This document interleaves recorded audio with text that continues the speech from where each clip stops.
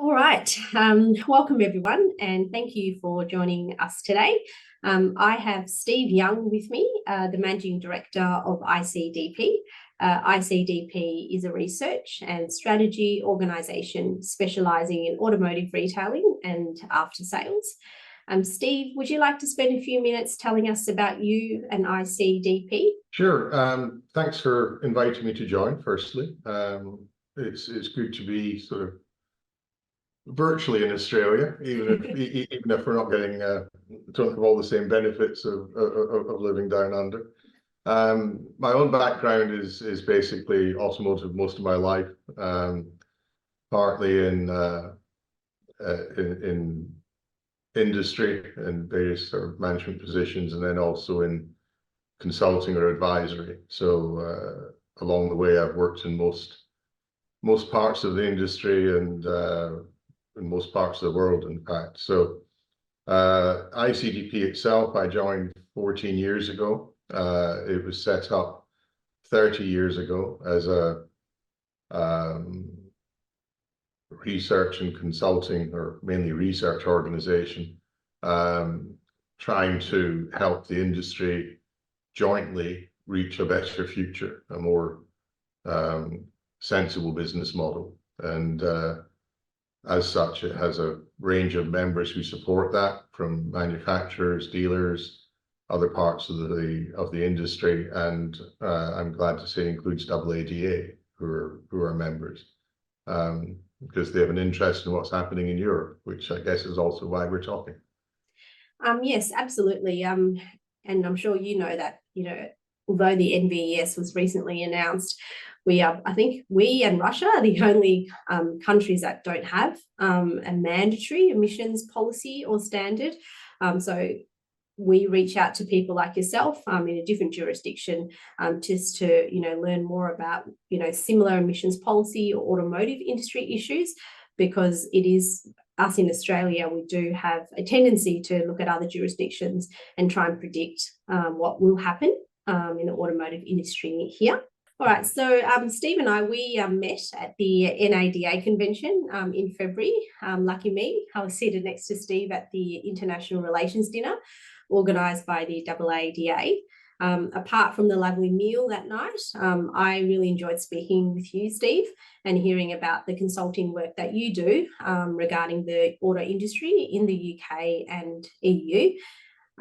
So I wonder if Patrick Tessier or James Vortman from AADA are watching this. Just in case they are, I'll just give them a quick shout out, which is that I hope they see what we're doing today, Steve, as a mark of success from the International Relations Dinner, because one of the objectives is to bring people who know about the auto industry from around the world, to bring us together. And I hope today what we're trying to achieve, it produces something interesting and useful for the auto industry people and the audience here in Australia. Since the NADA convention, I've read a few of the articles on the blog that you, Steve, maintain on the ICDP website. And I find it, again, useful as a way to keep up to date with what's happening in the auto industry in the UK and the EU. Given what's happening in Australia at the moment in response to the NVES, I thought it would be good to have a discussion with you about the UK equivalent, the net zero strategy, and have you share your thoughts about the impact of that emission policy on the auto industry in the UK. So before I get to the first question for you, Steve, I'll quickly give a 2-minute rundown about the NVES as we know it now. So the NVES was announced on the 4th of February and it's scheduled to commence on 1 January 2025. Since the announcement, strong concerns have been expressed by industry bodies about the unintended consequences of the NVES, given the very short lead time. Some examples of concerns are the following: that Australia lacks large-scale EV infrastructure to support a large rollout of EVs, that there is limited choice of affordable and fit-for-purpose zero to low emission cars for consumers as well as businesses in Australia, and that more time is needed for car makers to supply fit for purpose, zero to low emission cars. For example, it's my understanding that there's very little pipeline of fit for purpose BEVs or other zero or low emission vehicles to replace higher emitting LCVs in Australia. A common issue that's been raised is that if the NVES does in fact commence in January 2025, many brands will find it very challenging to achieve the emission targets set by the NVES. As a result, some brands may have significant exposure to the penalty regime, which I believe there's a similar penalty regime under the net zero strategy as well. We mentioned this earlier, Steve, which is that hot off the press today, the government did announce that there will be some adjustments made to the NVES, and I'll just go through three. One of them is the reclassification of some SUVs from passenger vehicles to LCVs, and also to relax the targets to allow for a smoother transition for LCVs.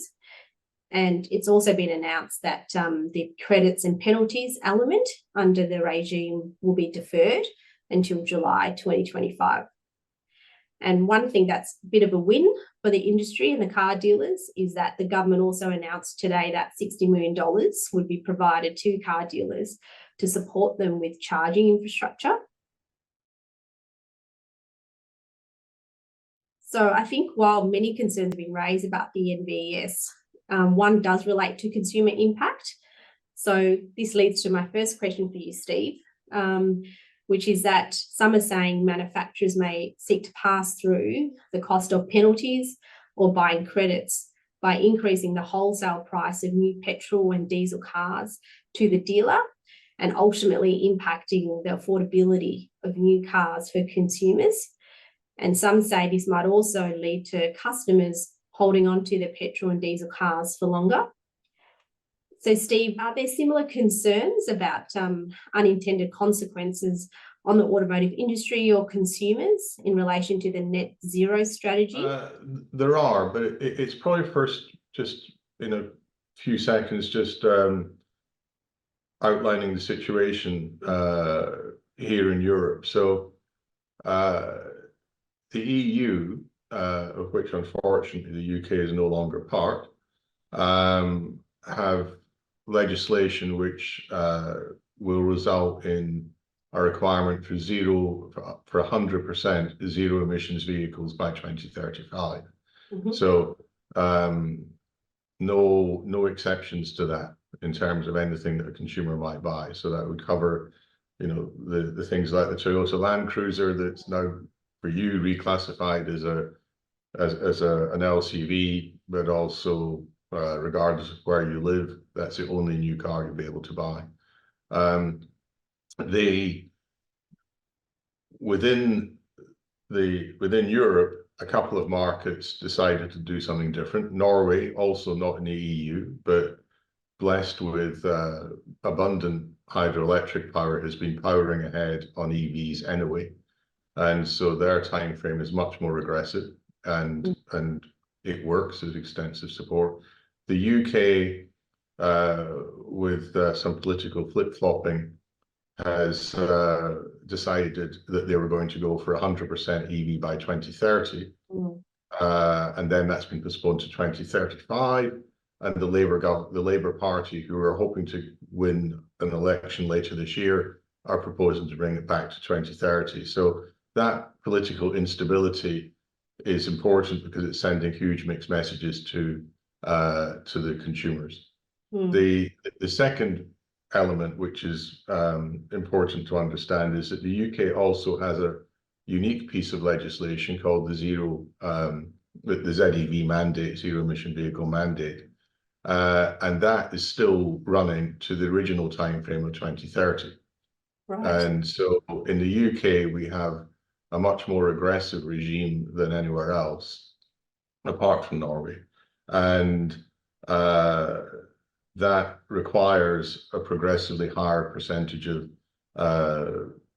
or a progressively tougher average requirement on CO2 each year, starting this year. And that has not changed, even though the 100% target has moved back out again. So So that's the background. In terms of unintended consequences, then it's very early days, so it only started in January. The measurement is taken over the full year, and the manufacturers have to declare their final results by May of the following year. So although we get some idea of what's happening with the registration mix, we don't actually know what the result is of them deciding to borrow forward or share results within the family groups. You're not allowed to team up. For example, Jaguar Land Rover was teamed up with Tesla for CO2 results previously, but you aren't allowed to team up outside of a family group now. So the Volkswagen group can pool, but the Stellantis brands can pool, but you can't combine a high performer with a low performer. So there are some mechanisms, however, which gives them the opportunity to do deals, and we're not going to know that until next May. The unintended consequences that we see are not so much an increase in the wholesale price. The margins in general have been reducing, whether people are on a franchise scheme or an agency scheme. But it makes sense as a manufacturer to optimize the profits you're getting out of the ICE product. Sure. And there's weak retail demand for the ZEV product. So there's no government incentives other than some tax benefits for businesses. So what we expect to see happening is that, going back to effectively the post-COVID experiences that we all saw around the world, is that the availability of ICE product, particularly at the bottom end of the range, will be restricted. And so you will go back to a situation where both the manufacturer and the dealer are making high profits out of a restricted and rich mix on ICEs, and that will obviously help in terms of putting some money into the pot, but it will also mean that the price gap between the highly incentivized BEVs and the rich mix of ICEs will reduce. So the effect won't be through increasing wholesale pricing, in our view. It will be done through the mix that's available, and also in the background sort of bonuses which are already higher on BEVs than they are on ICEs, and in that we'll try to steer the mix that's sold and maximize the profit that they get, given the imbalance in demand. And do you think, I wonder in Australia if that will be similar or not, because one of the challenges that has been talked about a lot in Australia is that, OEMs, car makers have been ignoring Australia because there hasn't been an incentive or a mandated emissions policy. And that's why we are where we are now, where, a lot of the car makers don't have a pipeline already supply of large scale EVs to Australia. So that being so, we're still, I would expect for the first few years from 2025, still a market with lots of ICEs and more, but not a lot of EVs being supplied here. So do you think with what you've just said, it's because those car makers or the brands that supply to the UK or the EU market, because they do have EV models or again other zero to low emission vehicles readily available? I think that if there was a natural demand for the product, then the manufacturers would ship it. Okay. It's not, it's not a big step when you already have right-hand drive vehicles for the UK and other markets. Then it's not a big step to then meet the requirements for the Australian market, and so they're desperate to sell these cars, absolutely desperate, because they are all they've all got too much capacity, and that doesn't matter whether you're looking at Tesla, which is already signaling a sort of plateauing of demand this year, or a Volkswagen Group, who also have some quite highly publicized challenges with shifting the volumes that they hoped for. So if there was a natural demand, I'm sure they would be in the market. The problem for an Australian consumer who would really love to have, you know, one of the models that we have here, is that they're probably fairly lonely people, and most of the Australian consumers are free to vote with their feet and vote with their wallets and buy ICE products. And in the UK or the EU, then that's not the case. There are very strong incentives for businesses to buy EVs, and this continual pressure to try to force the retail customers into EVs as well.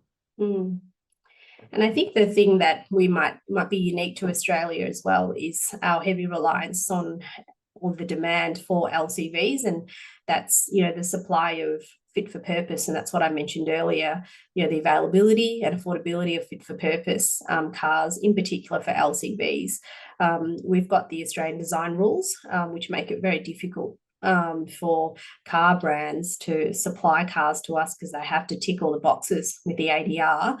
And one of the things that people have been talking about again since the NVES is actually just abolishing the ADR to make it, again, car brands, to make it easier for them to meet the potentially growing demand for EVs in Australia.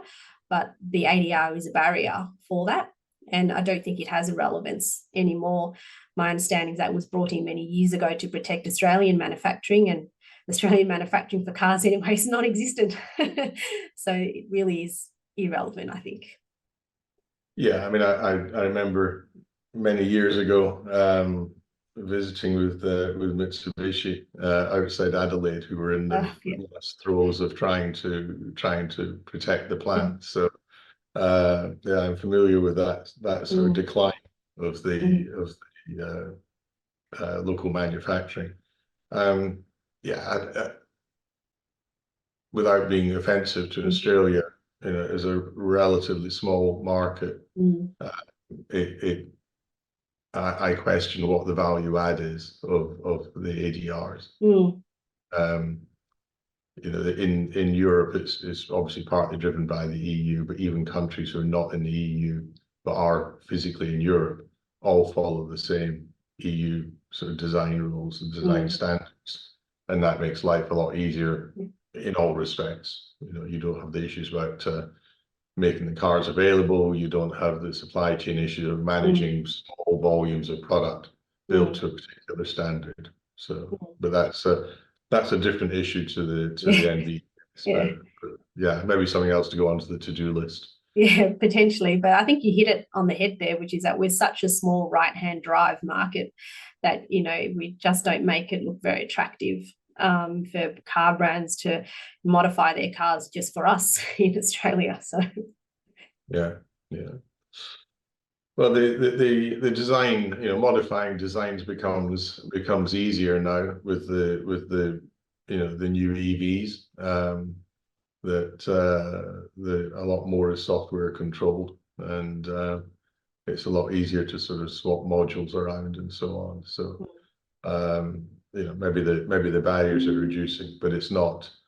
From my perspective, I'm not sure what the value add is. I guess it's it's an element of national pride that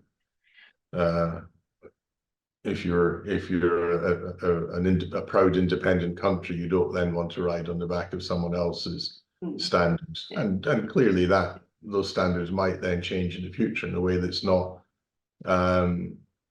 you know, that doesn't suit Australia. You know, you would be subject to the whims of a legislature, you know, thousands of miles away, wherever that was, whether it was Europe or any other. So we've come to the second question for you, Steve. which is in relation to the Chinese brands. So similar to the UK, in Australia here, those brands, the Chinese brands, have gained a strong foothold in the automotive market. And some people are saying that with the NVES, it provides even more significant opportunity for brands to further, Chinese brands, to further expand their share of the auto market in Australia. Currently, BYD, MG and Polestar offer the most well-priced EVs for Aussies. There have been recent reports that substantial volumes of low-cost EVs available for foreign markets. How do you think the net zero mandate will impact the performance of Chinese brands in the UK?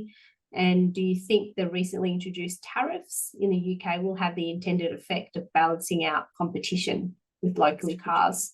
In terms of the tariffs, we have a 10% tariff on all cars that are imported, from Japan, Korea, wherever. The discussion at the moment in the EU, following an investigation that was launched at the end of last year, is about putting an additional tariff on Chinese-built cars. So it's not in place yet, but they sent a fairly strong signal that they're expecting it to happen by starting to require monitoring of all arrivals through customs from the beginning of this month. So, and any penalty would then be retrospective for any volume that's picked up from that point.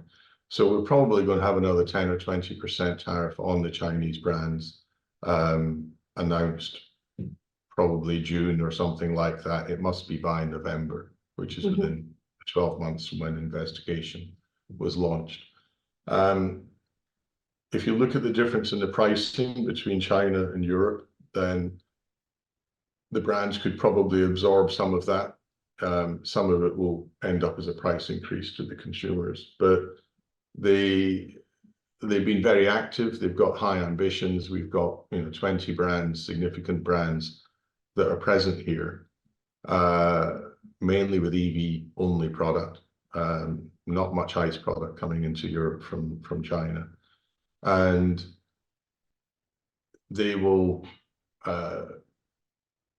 They're keen to advance, to grow market share very substantially, talk about being sort of a top 10 player by within 3 years and things like that. So their ambitions are unrealistic, but they are making good progress. The tariffs will also affect some what you would consider to be European brands. So Renault, through their Dacia brand, have just launched the Spring. It will be the cheapest EV on the market, but it's made by Dongfeng. And so it would also be subject to the tariffs. Another 17,000 euro car, then another 20% is a big price hike, relatively speaking. But BMW, Volvo also bring product in from China. So they would also be subject to that tariff. The dealers are keen to be part of it. So they see the ambition, they see the product and the capabilities. And so they want to do a bit of risk management and get involved with the Chinese brands early in anticipation that the traditional brands might suffer. And what's unusual is that it's the big groups who are very active in taking on the brands, whereas in the past, a new entrant, whether it was Toyota back in the 60s or the Hyundai and Kia 20 years ago, had to effectively serve their apprenticeship with smaller dealers, establish the brand, establish the quality and so on before the big groups took it on. And at this stage, with relatively low sales volumes, apart from MG, which this year will do over 300,000 units in Europe, the economics of selling a new brand are really not there. You have no after-sales business yet. You have no park that's creating a used car business and so on. So they're not going to be making money out of the brands at the moment, but it is about protecting the future. Mm. Yeah, well, I wonder if, obviously at the moment, I mentioned before, we have BYD, MG, and Polestar already here. And at the moment, there is a decent take up with dealers, whether they're small or big groups, with taking on ICE, Chinese branded cars. And so I suppose I'm wondering whether this trend with dealers diversifying to Chinese brands will continue if it's true that there is large volume of Chinese branded EVs that are ready for foreign markets. We mentioned earlier that one of the barriers for entry to Australia is the ADR, but assuming that's not a barrier in future, perhaps in Australia, the auto market, there will just be a significant market share that we would allocate to really Chinese brands. Yeah, I think if you took a fraction of the individual ambitions and total that up, then you've got to believe that the Chinese will have 10% of the market by let's say 2030, possibly more. BYD have already announced that they're going to open a factory in Hungary. MG and Chery are both rumored to be looking around. That's in the press as well. There's a smaller brand, Skywell, who are talking about building a plant in Turkey, which will give them access. So these will all be, protected from the tariffs, even if the tariffs ran, for some extended period. They'll establish themselves here in just the same way that the Japanese and the Koreans did. And if you take 10% out of the market, then you've got to say, well, who's going to lose out? Who's no longer going to be able to compete in that market, because it's not going to be an even cut across all the existing players. And even if it was, then 10% out of each of their respective shares is still, significant. Hard time. That's right. That's probably a good segue actually to the final question I have for you, Steve, which is that, and it's more about the future, I suppose, of, car brands and their supply to Australia in a world with the NVES.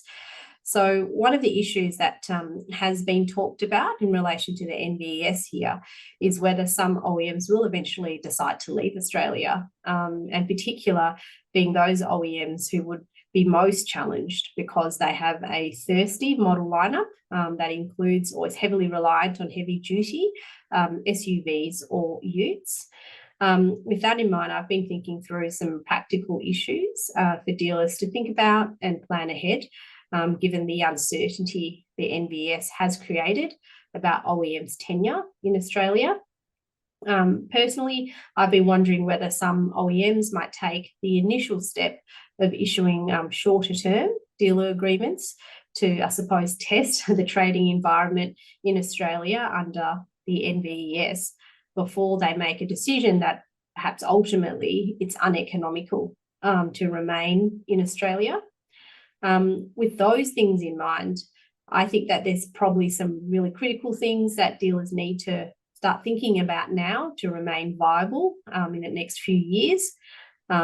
A question for them, I think, to consider is whether the dealer agreement restricts their rights to sell competing brands. Steve, can you share us about what you think there might be an adverse impact on dealers from the UK emissions strategy, and perhaps any key learnings for dealers? Well, I think you've got, you have two things. One is obviously the NVES and the effect that has on the competitiveness in its own right. Second thing, obviously, is if you've got some brands who are more able to meet that without penalties than others, then that just puts more pressure on the group, in the first place. So, but I think as a dealer, you do need to look at the and try to understand the model lineup of the brands that you represent and the and their future product plans. And if you can't see that they have a plan in place that's going to allow them to meet the NVES more or less. I mean, maybe with some fines or whatever at some points, but if you can't see a path for those brands through to the full implementation on the basis of your understanding of the manufacturers and what they're telling you, then that has to be a cause for concern. The groups in Europe are increasingly multi-brand, and so they've effectively, and I mean multi-brand outside of family groups, so not Volkswagen group brands or Stellantis group brands, but they might have Stellantis and Volkswagen or whatever, depending obviously on the size of the group. And so I think that you need to mitigate your risk. You can't put everything on red. You need to spread your bets a little bit around the table, and that then comes back to scale. Are you big enough to be able to do that? Is your the area that you serve big enough for you to do that? The other thing is also to look at protecting your business by other activities. So by developing the used car business, by developing your after sales business, and that is another way just to cover yourself if your brand suffers or ultimately exits. Clearly, that's the final step. But it is about risk mitigation. You're absolutely right, and you need to do your homework and perhaps take on a Chinese brand, but at least do your homework in terms of the brand you represent now. And it's interesting you mentioned the used car, dealers focusing on the used car part of their business, because I think we've been talking about that for a long time here, is that's really the only part of a dealer's business that have full control over, which is used cars. And I suppose in a way, does the NVES present almost an opportunity to further grow the used car business? Because if the speculation's right, which is that if the price of cars, so new cars, will go up, well, then does that then mean customers will hold on to their cars for longer? So there'll be a longer demand and a greater demand for, service, and how that impacts the used car market, I'm not sure. But I think what you're saying is that look at your business and see which parts you do have some control over, because ultimately we won't have control over what the car brands do as much as we talk to them and find out about their future plans under the NVES. We still have no control over it. Yeah, and it's also worth remembering that the guys who are running the national sales companies, wherever it is in the world, don't really have much visibility of the model lineup and the technology plans either. They're better informed than the dealer, but they're still not the ones who are making the decisions on that. So it's your homework needs to go beyond speaking to your the guys that you're normally in day-to-day contact with. But I think that a number of consumers everywhere, but particularly experience I've had traveling around Australia, modest, but still enough for me to understand that there's plenty of times when an EV is not going to suit. Yes. And I think that consumers in most markets will think slightly harder about whether they hold on to their used car and make more effort to maintain it in top condition. So it's not just the fact that they're looking to buy a used car, but they're perhaps looking to buy a used car and continue to spend money on after sales with it, because they're looking at it saying, this is a keeper. This is something I want to have when I'm no longer able to buy, a product of that type. And so far, no government that I'm aware of is legislating to force the existing park off the road. Right. So that is, I'm sure it will happen, and maybe e-fuels will come along and it will give a lifeline to ICE products and so on. But I think people will will keep their cars longer, they will maintain them better, and that is a natural response of a consumer to being forced into buying an EV that they don't think suits and they can't perhaps actually afford. Yeah, I agree. Well, Steve, that was my final question for today. So thank you again for the generosity of your time in speaking with me. I know that you've got a really busy schedule, so I do appreciate you finding the time. We've covered a few different issues today, and I hope that they are useful to our audience. So for everyone that's joining in, thank you for joining us, and we'll see you next time.